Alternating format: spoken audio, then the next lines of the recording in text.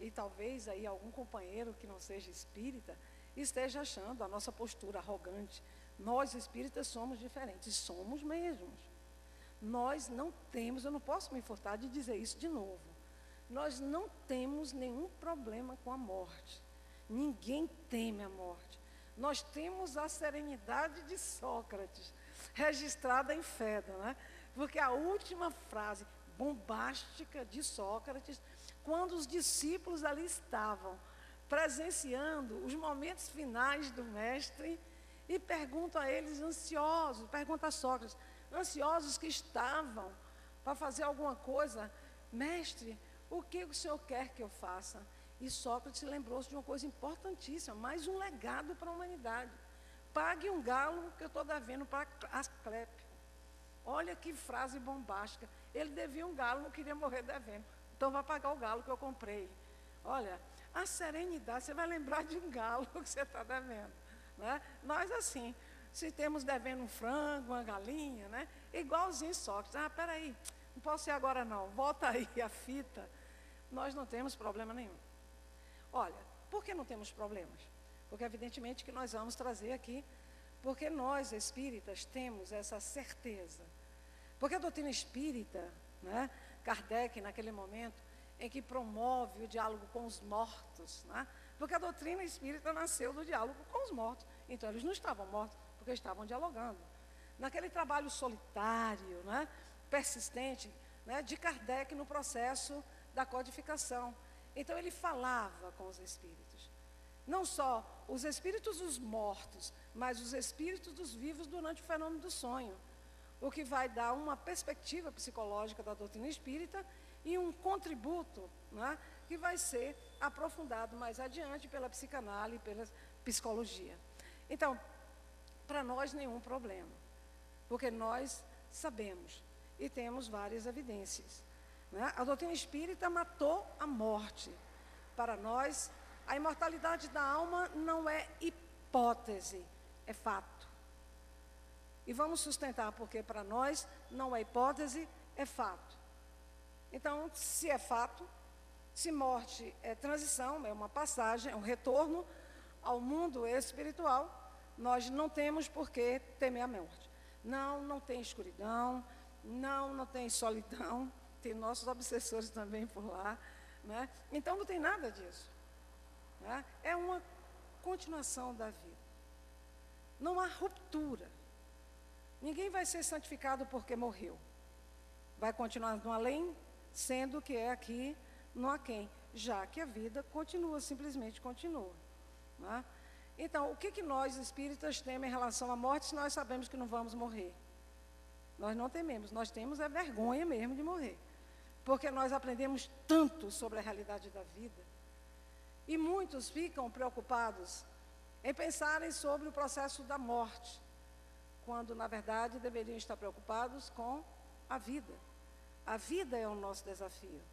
As nossas escolhas, o que estamos fazendo da oportunidade que nós recebemos.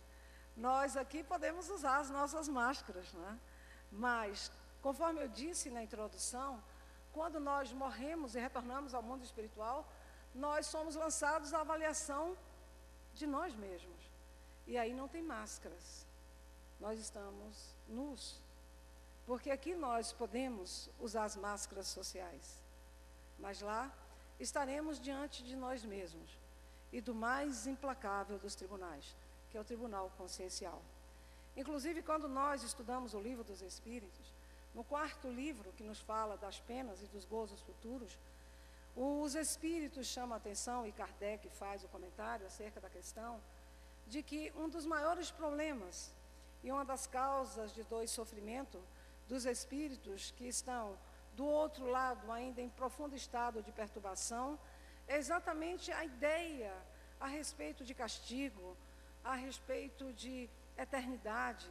Isso angustia profundamente e acaba produzindo um prolongamento desse processo de perturbação que nós enfrentamos quando nós estamos reentrando no mundo espiritual ou vivendo na erraticidade. Então não temos dificuldades nenhuma. E para que a assertiva não fique arrogante, quando dissemos que a doutrina espírita mostrou o portal da vida com o processo da morte, já que a vida do além, uma continuidade do aquém, nós lembramos o porquê dessa nossa convicção.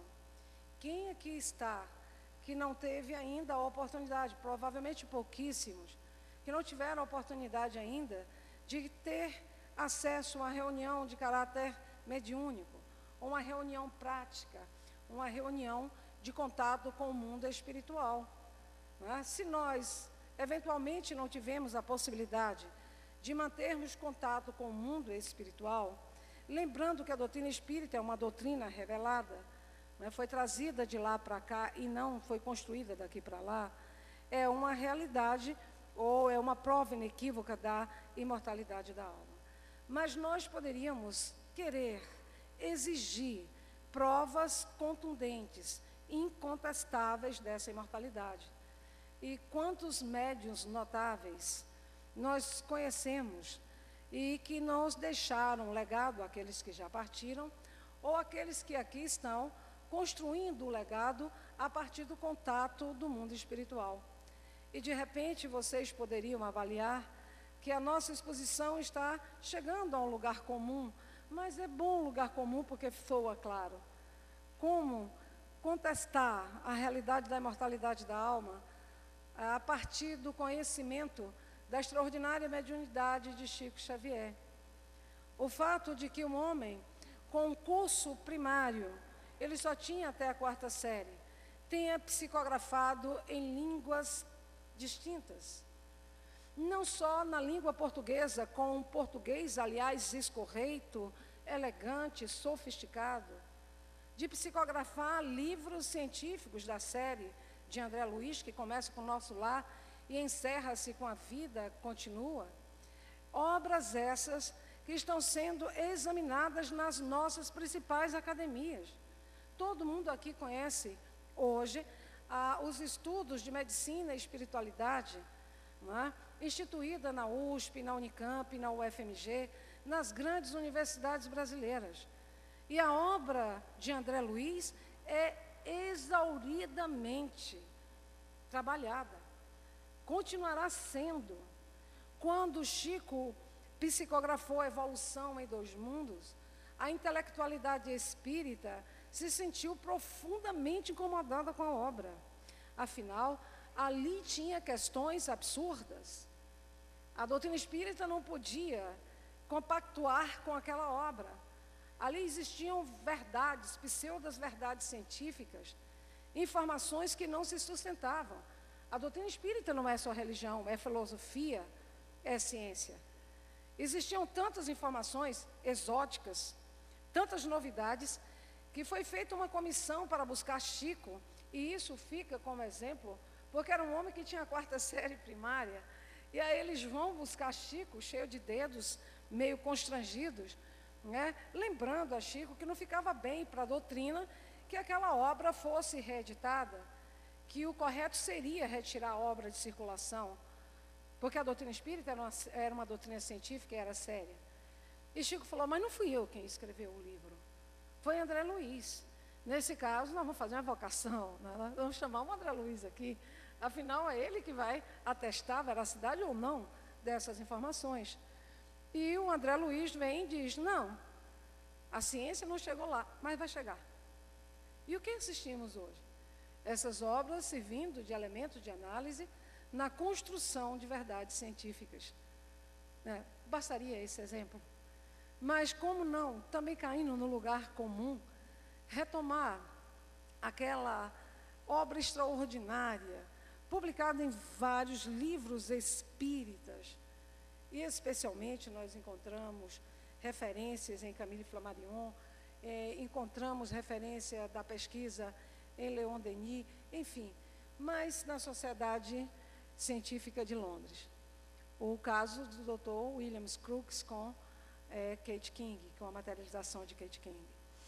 3 anos, não foram 3 horas, não foram 3 dias, 3 anos de pesquisa, com toda a metodologia, com todo o rigor científico disponível à época. E ele era um homem de real conhecimento. Ele era um cientista respeitável. Ele fez contributo, ele legou contributos à química. Ele era um homem da corte da Rainha Vitória, conselheiro da Rainha Vitória. E quando instado a responder acerca da pesquisa que fazia, ele nos lega aquela frase lapidar: eu não digo que isso é possível, eu digo que isso é real. A imortalidade da alma, a morte como um processo meramente de mudança. Então, a comunicação é o primeiro elemento. Se eu tivesse sido consultada a respeito de que assunto eu gostaria de falar no evento, eu lendo ali o que os meus companheiros irão abordar, eu teria escolhido a reencarnação, porque eu falei da morte o ano passado, né? E aí eu estou fazendo um esforço para não me repetir aqui. Mas eu teria escolhido a reencarnação, porque eu fiz recentemente uma semana espírita em Montes Claros, e o tema era exatamente reencarnação. E eu, procurando desesperadamente, aqui eu tenho outros companheiros que estão sempre na tribuna, e sabe da dificuldade que é falar de coisas que a gente acha que são óbvias. Falar da imortalidade da alma, falar da reencarnação. Aí nós imaginamos que o assunto já está esgotado. E eu pedi, meio desesperado, a um colega, a um amigo querido, que me indicasse um livro onde eu pudesse encontrar algo diferente acerca de reencarnação, uma história diferente. Eu tinha relido Ian Stevenson, mas as histórias todas me pareceram, né, repetidas, e eu queria uma coisa diferente. E ele narrou um livro que eu presumo que alguns companheiros já tenham lido. Se não lerem, corram e comprem. O livro não é espírita, é um livro lançado por um jornalista americano, a partir de um depoimento de um casal que teve um filho, né? A mulher já com idade madura, o pai já vinha de uma outra relação, já tinha 3 filhos, e aí ele era também um homem maduro quando James nasceu. Eu estou falando do livro cujo título é A Volta. A Volta é de uma riqueza, de uma beleza extraordinária. Eu li de um fôlego. Também é fininho, são 319 páginas, com a letra bem grande. Dá para ler de uma sentada. E eu fiquei empolgada e acabei usando esse livro para construir a minha palestra. E eu vou falar de reencarnação como uma evidência da imortalidade da alma, portanto, da morte apenas como um processo de mudança. O James, ele nasceu em 1998, esse caso é rico, muito rico e interessante, porque ele é fartamente documentado. O relógio enorme que eu arranjei emprestado, já está apontando aqui os minutos, mas eu vou ser sucinta na abordagem da questão da reencarnação. Ele nos fala desse pequenino garoto chamado James, que nasceu em 1998. E eles moravam no Dallas, na cidade de Dallas, no Texas, mas se mudaram para Lafayette, na Louisiana. E quando eles se mudaram para uma casa de construção francesa, parecendo septuagenária, parecendo uma casa mal assombrada, o James, logo na primeira semana, acordou com um pesadelo terrível. A mãe se levantou desesperada, marinheira de primeira viagem, já tinha lido todos os manuais do mercado de como lidar com o filho. Ela lembrou que não podia acordar de abrupto o filho e ficou ali cantando canções de ninar. Mas assim, resumidamente, passou o tempo e ela percebeu, porque aqueles pesadelos foram reiterados, ela percebeu em um determinado momento que o filho falava de forma inteligível uma frase: o homem está morrendo dentro do avião que está pegando fogo. O homem está morrendo no incêndio. Ele não tinha 2 anos. E a frase não era compatível com a sua idade, e também aquela frase não fazia parte do seu universo. A mãe começa a ficar preocupada, enfim. Ela começa a buscar, né, uma justificativa, porque ela percebe que os pesadelos vinham sempre acompanhados da mesma frase. Ele se debatia atrozmente. E em um determinado momento, a mãe pergunta: quem é o homem, meu filho? E ele responde: eu. Não tinha 2 anos. A mãe busca o marido desesperado, e aí o marido diz: da próxima vez eu estarei aqui para fazer pergunta a ele. E aí, em outro momento, num pesadelo, o mesmo homem, o mesmo incêndio. Quem é James? Quem é o homem? Eu. com toda tranquilidade. E aí o pai vai continuar o interrogatório. E como é seu nome? James. Aí o pai sente-se aliviado. Porque a história é construída, e o interessante é que a história é construída exatamente porque o pai queria derrubar a hipótese da reencarnação. Ele estava diante de um caso inequívoco de reencarnação. Logo, uma evidência da imortalidade da alma. Então, ele vai começar um trabalho de pesquisa meio desesperado para desconstruir essa hipótese, já que ele foi criado numa concepção católica da unicidade da vida. E ele tinha certeza que estava salvo. E aquilo abalava profundamente a sua fé. Então era preciso desmontar essa hipótese. O livro é todo construído na tentativa de desmontar a hipótese da reencarnação. Então o pequenino James responde que é James. E o pai se sente aliviado, porque afinal esse era o nome dele. Então era uma confusão da cabeça dele. E aí o menininho fazia desenhos infantis, mas os desenhos reproduziam desastres aéreos. E ele assinava com sua letrinha desenhada James III.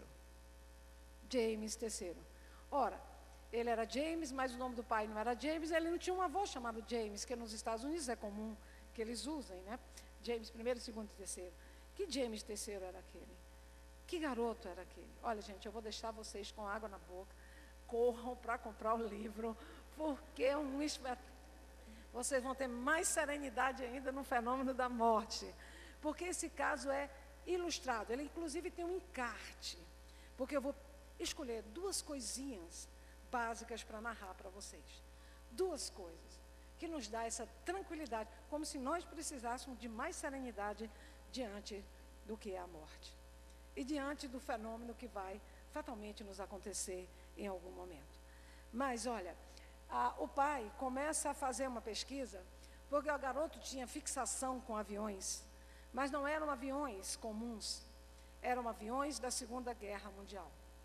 Ele sabia o nome, sabia o funcionamento, falava de detalhes técnicos, na altura dos seus 2 anos de idade, 3 anos, 4 anos. Ele falava do defeito do avião que ele pilotava na Segunda Guerra Mundial. Vai dizer que seu avião, aos 2 anos, ele diz que seu avião foi derrubado por um bombardeio japonês. E aí o pai pergunta em que aeroporto o avião dele saía. E ele, não era do aeroporto, era de um navio, o Netoma. O pai acha aquele nome parecido com um nome japonês. E fala, então era japonês? Ele se revolta com o pai, porque ele era um piloto americano na Segunda Guerra Mundial. Enfim, o pai começa um trabalho de pesquisa, aproximar-se dos veteranos de guerra. E nesse trabalho de pesquisa, são esses 2 pontos que eu queria trazer, porque tem centenas, não é uma centena, centenas de detalhes no livro. Mas esse pequenino James, quando o pai começa a buscar, ele chega ao navio, ao porta-aviões, que servia aos Estados Unidos na Segunda Guerra Mundial, o Netoma, e faz contato com os sobreviventes. E aí ele vai levantar o nome dos mortos desse porta-aviões, das esquadrilhas, né, que saíam desse porta-avião. Aí, na esquadrilha 81, tinham morrido 21 jovens pilotos. E ele pegou todos os nomes, ele começou a acumular material para desconstruir a hipótese da reencarnação. Então, nós aprendemos que somos pré-existentes. Jesus nos afirmou isso antes que Abraão existisse, eu sou. Existimos e sobreviveremos ao processo da morte do nosso corpo. Então, o James tinha lá na sua casa, né, o Bruce, né, que era o seu pai, uma série de informações sobre esse acidente, ou os mortos da Segunda Guerra no Netoma. De forma que a família tomou uma decisão, com a assessoria da sua mãe, das suas irmãs, Andréia. A mãe de James decidiu que o filho não ganharia mais nenhum aviãozinho de brinquedo, para que ele pudesse começar a sair do universo dos acidentes aéreos. E aí a tia dá a ele um boneco, uma coleção que tinha sido recentemente lançada nos Estados Unidos. E o boneco é um boneco louro. Quando o garoto recebe esse boneco, ele fica tão feliz e batiza o boneco com o nome de Leon. Então, ele ganhou o boneco Leon. Daí, passado algum tempo, a outra tia dá um outro boneco da coleção. Era o boneco Moreno. E ele batiza o boneco de Billy. E ficava brincando, jogos de guerra, diga-se de passagem, com Billy e Leon. E a mãe ficava intrigada com aqueles nomes, porque eles não tinham ninguém na relação deles que se chamasse Leon ou Billy. E era comum que os garotos colocassem os nomes dos seus bonecos de heróis, né? E aí eles ficam meio assim interessados em saber, o pai e a mãe. E por fim ele ganha um terceiro boneco ruivo, que ele vai chamar de Walter. Um dia, a mãe dele, ao ver o garotinho brincando com os 3 bonecos, com muito amor em relação aos 3, faz uma pergunta que nunca tinha lhe ocorrido antes. Ela pergunta ao filho: James, por que você botou o nome de seus bonecos de Leon, Billy e Walter? E ele lá, pequenininho, olhou para a mãe bem alta, botou a mãozinha na cintura e falou: ué, meio intrigado com a ignorância dela, né? Ué, eles eram pilotos como eu, colegas meus da esquadrilha que eu pilotava. E aí, eles partiram antes de mim e estavam no céu me esperando quando eu cheguei lá.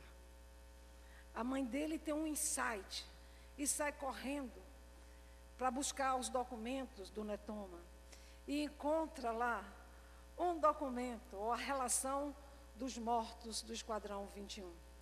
E lá estava Leon, Billy e Walter, mortos em 1944.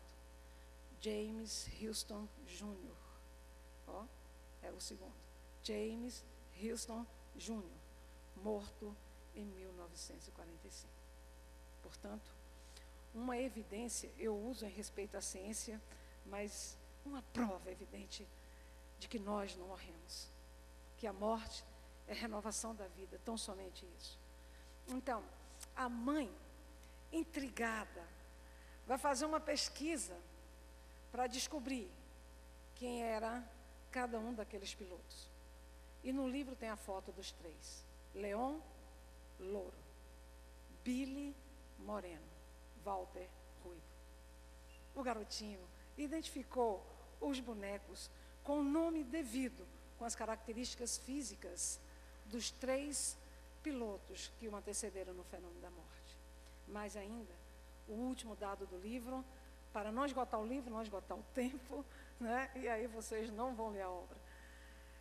Um dia teve um furacão, o Lily, que passou pela cidade de Lafayette. E a família se refugiou no Texas. 4 dias depois da passagem do furacão, eles voltaram a Lafayette.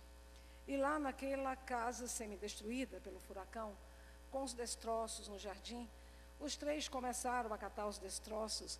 E nesse momento o pai o olhou com muito carinho, talvez sentindo a emoção, a sensação agradável de terem sobrevivido a um fenômeno tão forte. E ele correu na direção do filho e o abraçou com muito carinho, olhando, disse: meu filho, eu o amo muito. Você é a coisa mais importante da minha vida. E o garotinho, olhando para o pai, agachado no seu colo, diz assim: eu sei disso. Aí nós vamos falar: é verdade, um pai declarar amor ao seu filho, ele deve fazer isso todos os dias. E o filho fala: eu sei disso, porque ouve isso todos os dias. E aí o filho diz assim: eu sei disso. Quando eu escolhi você para ser meu pai, eu o escolhi porque sabia que você me amaria. E que você e minha mãe cuidariam muito bem de mim. É hora do pai assustar-se. Como assim me escolheu? E ele diz: foi naquele dia, lá em um hotel, em Honolulu, no Havaí, naquele gigantesco hotel rosa, onde o senhor jantava com minha mãe, à beira da piscina. Ali naquele momento que eu vi o amor que existia entre vocês 2, eu decidi que vocês seriam meus pais.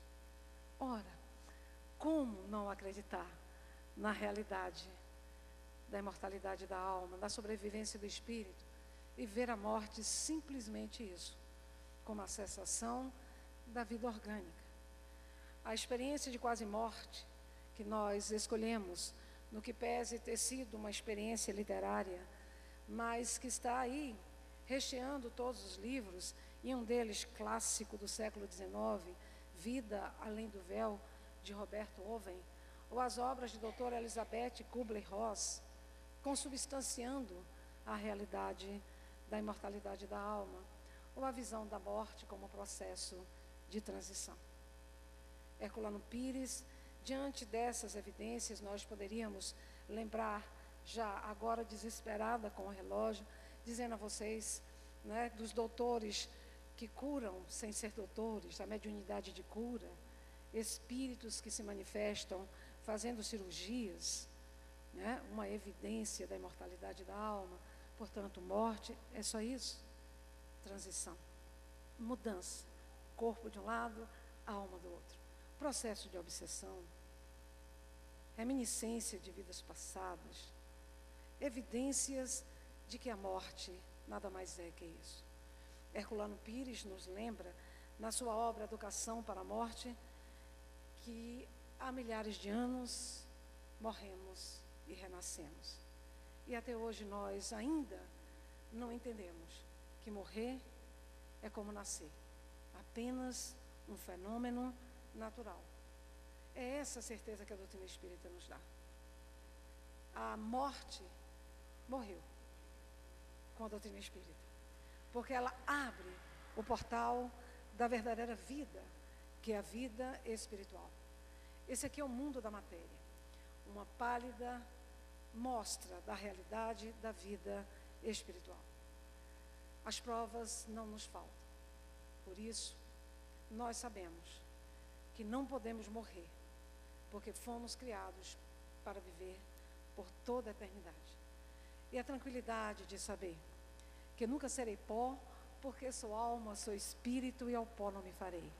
Morrerá meu corpo e pouco importa, que me vale a carne morta, se desta carne livre eu voarei. Eu nunca serei pó, porque sou alma, a alma é luz, e a luz não baixa a sepultura, podendo extremar nas alturas ou lá no caos abandonada. Eu nunca serei pó, porque sou alma. A carne é roupa, indumentária terrestre, com que Deus veste qualquer ser etéreo na realização dos seus mistérios, quando das estranhas jornadas terrenas, nas nossas passagens aqui na terra e em outros mundos também habitados, para que nós possamos chegar à angelitude.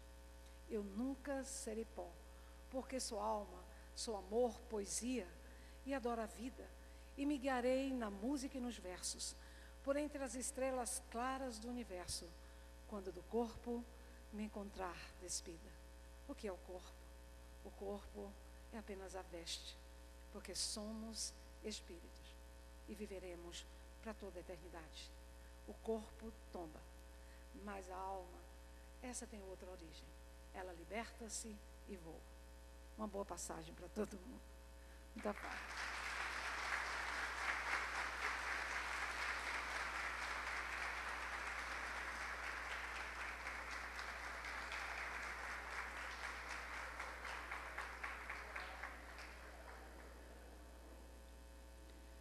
Obrigada, querida amiga, pelas sábias lições desta noite. Este ano completamos 18 anos de Semana Espírita e a nossa companheira Abigail Guimarães esteve conosco em 15 dessas semanas. Então, gostaríamos de convidar o nosso confrade Mita para entregar uma singela homenagem de agradecimento e reconhecimento ao apoio dado ao Movimento Espírita de Itapetinga e na divulgação da doutrina.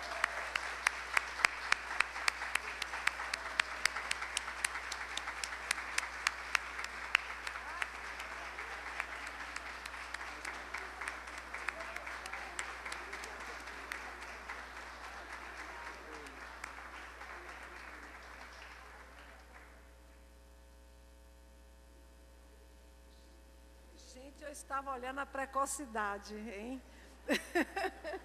Sou precoce, já tem 15 anos que eu estou aqui. Assisti às 18, hein? Mas falei em 15. Mas sou precoce, viu? Por favor.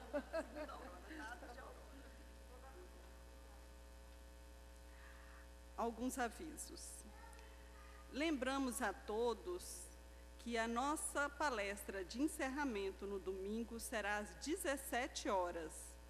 Às 15h30, teremos uma visualização terapêutica com Lindomar Coutinho. E informamos que a nossa cantina está funcionando em prol do assistencial. Agradecemos a presença de todos nesta noite e convidamos para a palestra de amanhã, que terá o tema O Suicídio e Suas Consequências, com o palestrante Ricardo Ferreira, da cidade de Vitória da Conquista. Convidamos, neste momento, a nossa irmã Cláudia Riso para fazer as nossas vibrações finais cantadas. Uma boa noite.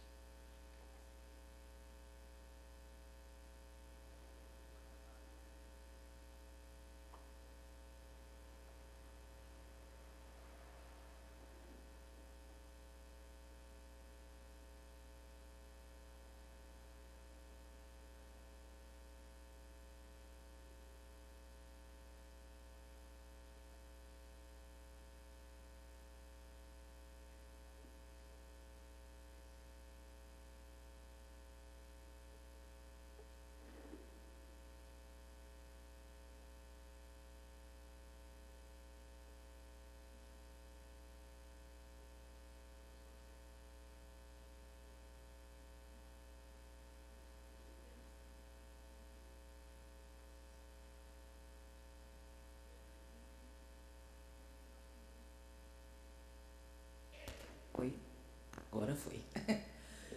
Desde já eu agradeço o convite. É o segundo ano que eu estou aqui, mas só para poder lhe deixar um pouco mais aliviada, eu já canto há 20 na Semana Espírita. Eu também fui precoce, eu juro. Bem, eu vou cantar uma canção aqui agora, mas depois me foi pedido que cantasse uma música como prece. Como também eu vou cantar em hebraico, já estou quase falando hebraico fluente, hein? Eu vou falar um pouco da tradução dela para vocês. Agora eu vou cantar uma para minha amiga Abigail, que se eu não cantar essa aqui, ela vai me dando chute na canela daqui até Conquista. Então, não consigo dirigir.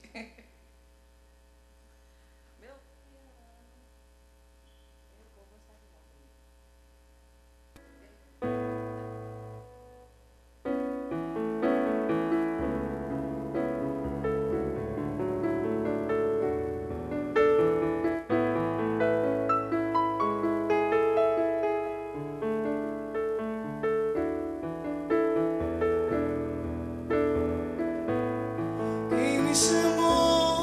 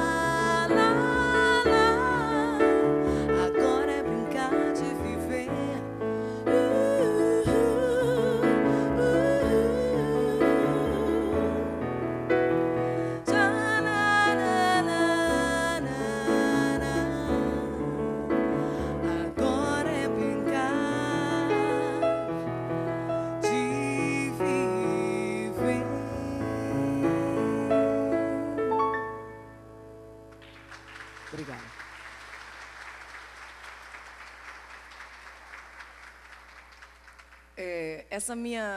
Esse meu namoro com as músicas hebraicas começou a partir de um pedido de Barreto, lá da União Espírita de Conquista.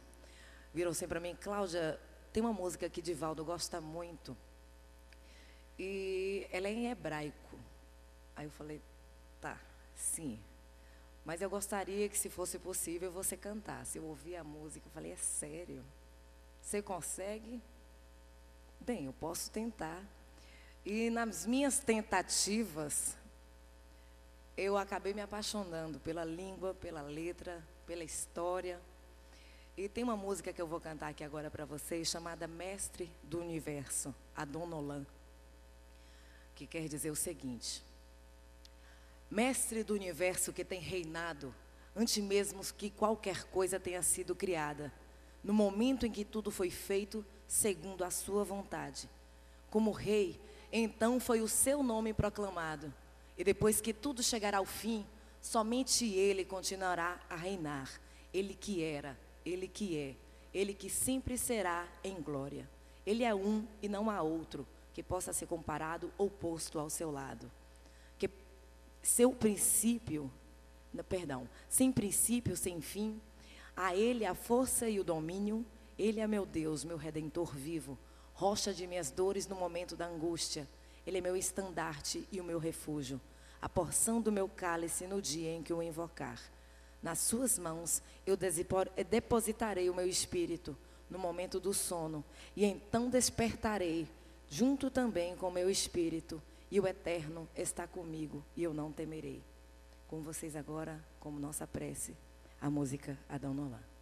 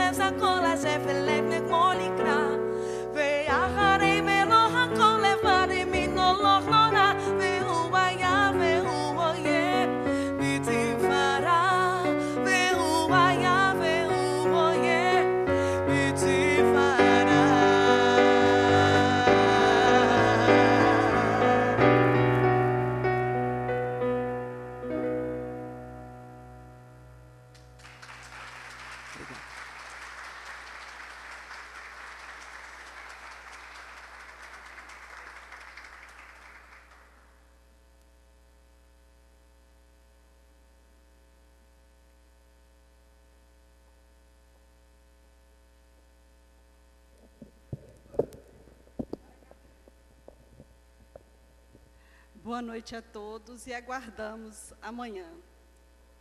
Muita paz.